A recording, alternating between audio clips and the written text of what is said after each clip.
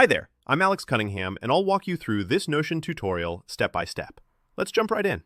Today, I'm going to walk you through exactly how to remove members from your Notion workspace, a super useful skill if you're managing a team, streamlining your projects, or just need to tidy up your list of collaborators.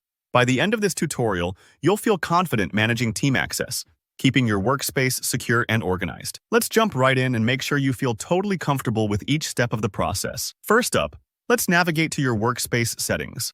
To do this, open up Notion and head to the Settings panel. You'll usually find this on the sidebar. Look for a gear icon or Settings and Members.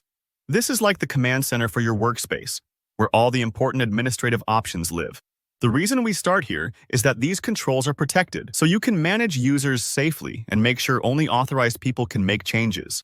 Once you're in your workspace settings, find the section labeled People or Members. This spot lists everyone who's got access to your workspace, whether they're teammates, clients, or collaborators. It's essentially a roster showing who can see what you're working on. Take a moment to scroll through and familiarize yourself.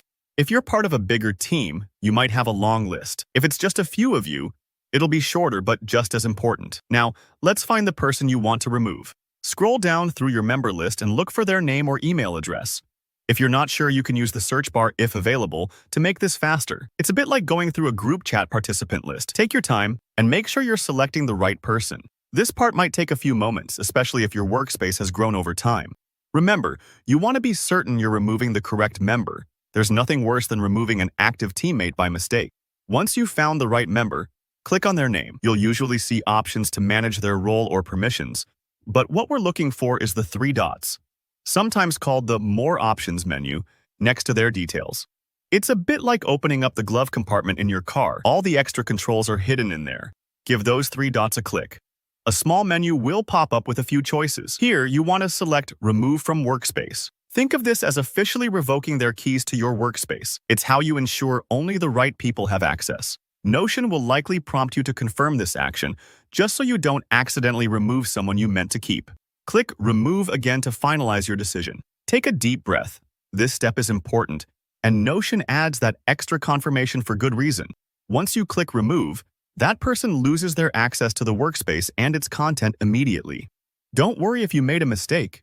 You can always re-invite them later. And that's it. You've successfully removed a member from your Notion workspace. This process is vital for keeping your data secure, avoiding confusion, and making sure only the right teammates are collaborating with you. If you found this guide helpful, please give it a thumbs up. And if you have any questions or run into any snags, drop a comment down below. I'll be happy to help you out. Don't forget to subscribe for more easy-to-follow Notion tutorials and productivity tips. Thanks for watching, and I'll see you in the next video.